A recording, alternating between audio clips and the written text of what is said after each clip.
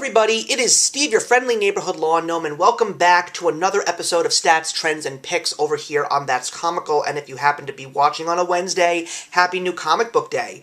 Well, I'm definitely going to say that when it comes to October, it was a very bountiful reading month. There were a lot of very interesting reads, a lot of entertaining reads, and a lot of ones that really surprised me. But I think other interesting things that happened this month was just what we are already starting to see is taking shape in 2024.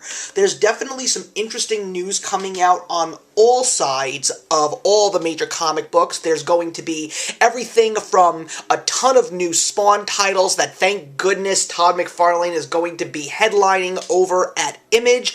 There's also the rebirth of the Ultimate Universe over at Marvel, which is being headlined by Jonathan Hickman, and there's already been 3 new titles announced. There's a very interesting event taking place over at DC Comics next year regarding Superman, which is the Superstars, meaning that there's going to be 3 major writers that are going to be taking over the Action Comics title and giving us 3 different story arcs. Some of them are definitely sounding interesting to me. The writers are definitely fan favorites among many, and there's one in particular that I am extremely excited for that was sort of teased last month with the issue of Superman and Batman World's Finest. So let's take a look at how October went with the numbers. So an average reading month, a total of 38 books, but I once again told you it was going to happen. DC continues to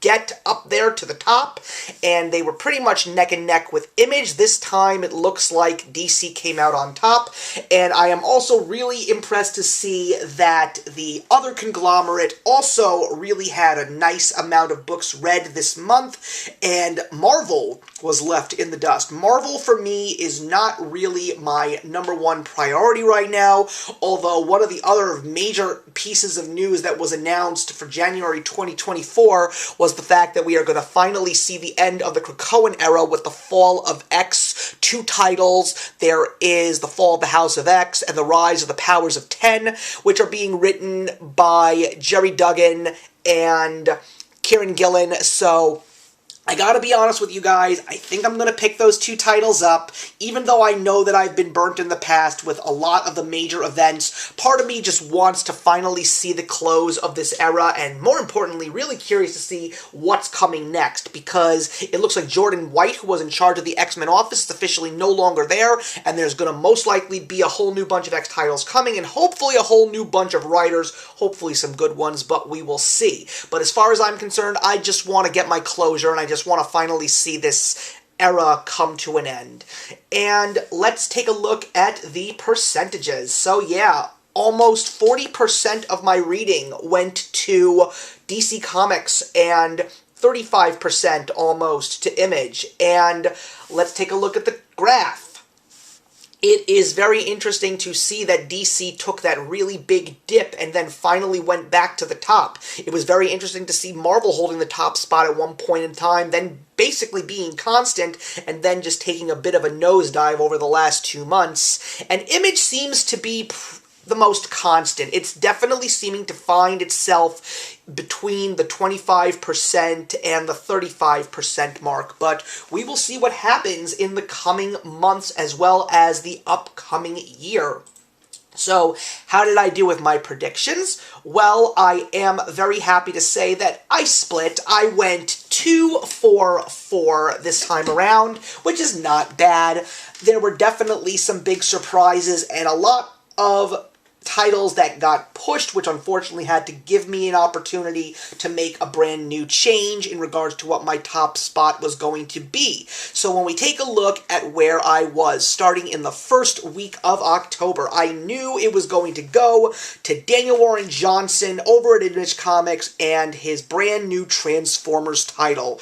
Daniel Warren Johnson just knows how to have fun with his books. I loved his work on Transformers. This was such a fun read. I had such a good time with it. So full of action, so full of drama, so excited for the next title, and more importantly, seeing how Void Rivals is going to continue to play alongside these characters, and more importantly, when the two G.I. Joe miniseries come out towards the end of this year and into next year, I'm definitely going to be seeing how G.I. Joe will be part of this new Energon universe.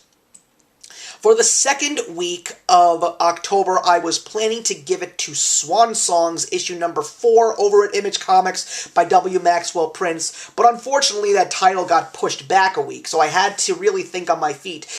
It was a very light reading week that week. I think that was the one time where I got, maybe 5 or 6 books, so I really had to try and figure out what I had to work with, so many titles that were coming out that week got pushed. So I went over to DC Comics and I gave it to Green Lantern issue number 4 from Jeremy Adams. I have been loving Jeremy Adams on this title. We have Green Lantern back to form. Geoff Johns wrote Green Lantern, and then Robert Venditti came in and wrote Green Lantern. That entire time frame of Green Lantern was his golden age. Like, it was beautifully done. It was such great stuff, such great art, such great stories, and Jeremy Adams and Xermanico are really bringing us Green Lantern back to form. And I will also say, I am very much enjoying Philip Kennedy Johnson's Green Lantern War Journal. I mean, considering the fact that John Stewart did headline the last Green Lantern run, and even though I did find some good things in there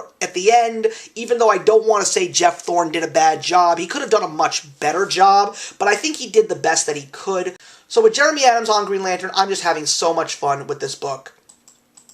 For the third week of October, I was planning to give it to the 4th story arc over at Batman Superman World's Finest, DC Comics, Mark Waid and Dan Mora, the return to Mark Waid's creation, Kingdom Come. It was good, but it was not the best. As a matter of fact, I got pleasantly surprised by Jeremy Adams and DC Comics once again with the brand new Golden Age miniseries, Jay Garrick the Flash. The Golden Age consists of Geoff Johns' new Justice Society of America title, and now we're going to be getting 3 6-issue miniseries, and one of them is Jay Garrick the Flash. I loved this. This was also tied into Stargirl and the Lost Children that was written by Geoff Johns. Loved that, when we were originally introduced to Jay Garrick's daughter Judy, and now she is officially back with her parents after being lost for so many years, and now she has to get back into the groove of being the Flash's sidekick. Such a great time with this book. I'm really hoping the rest of it ends up being just as fun as this first issue. And for the last week of October 2023, I gave it to Image Comics, Void Rivals, issue number 5, Robert Kirkman.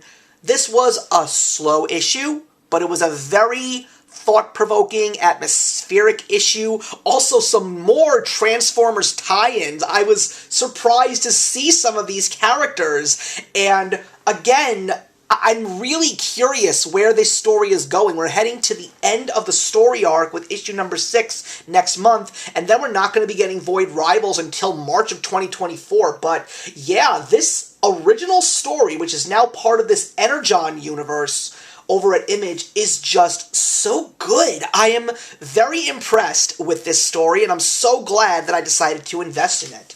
So that was where I ended up in October, and I'm really excited for November, being that it is, of course, a 5-week new comic book month, and of course we're heading into the holiday season, so things are going to start getting very warm and fuzzy. But what am I planning to find as my top picks in November of 2023? Well, I am anticipating for the first week of November to go over to Image Comics and give it to the 4th issue of The Sacrificers by Rick Remender. This is turning out, even though it is not snagging the top spot, as I think most people would anticipate it to be, this is the best read of 2023. I am so impressed with this book. This keeps me on the edge of my seat, and sometimes I put these issues down with extreme discomfort, especially with the last issue, but I love this story. It is so incredible, and I am just very curious to see what the 4th issue is going to hold.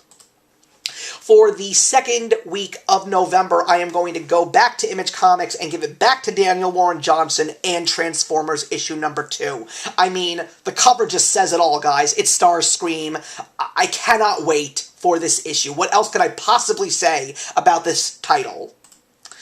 For the third week of November, I am going to be giving it to Mark Millar's conclusion to his Miller World crossover Big Game issue number 5. I know that this really hasn't been showing up in my top spots, but it has been showing up in my honorable mentions. I am still not entirely familiar with all of these characters, but I will say that I was having such a great time with this title. I don't think you really need to be a fan or have read any of these titles, just appreciate a really action-packed crossover. You're definitely getting to learn about some of these characters as you're reading it, but more importantly, I'm curious to know what is life after the big game. Like, what is going to happen after this title is officially done? So we will see. So I decided to go out on a limb because I'd also want to mention that there are so many great books coming out in November. I am seeing a lot more comics, but of course because it's a 5-week new comic book month, there's always more comics to get. But I am so glad to finally see this title as one of my predictions for my top spot, and it is The Incredible Hulk issue number 5. I am loving this book. This is the strongest ongoing title at Marvel Comics right now. Everybody should be reading it. Nick Klein is coming back to do the art. We're going to see Ghost Rider in this issue and this 2-part story arc. So excited for what's in store with the Hulk. And for the final week of November 2023, I am going to give it to Image Comics and W. Maxwell Prince's Swan Songs issue number 5. This is the penultimate issue. We're heading into another very interesting and original story. This book has been phenomenal. I have been loving this book, and that's just because I love W. Maxwell Prince and everything he has to offer, so I am not surprised that this is in my top spot. But of course, with all 5 of these top predictions, are they going to end up being my favorite reads? We will see. And that's going to wrap up another episode of Stats, Trends, and Picks, everybody. Please leave your comments in the box below. Let me know what your favorite read of October 2023 was, and if I missed anything, and what are you anticipating to be some of your favorite reads for the month ahead. Until then, everybody, I will see you in the next one.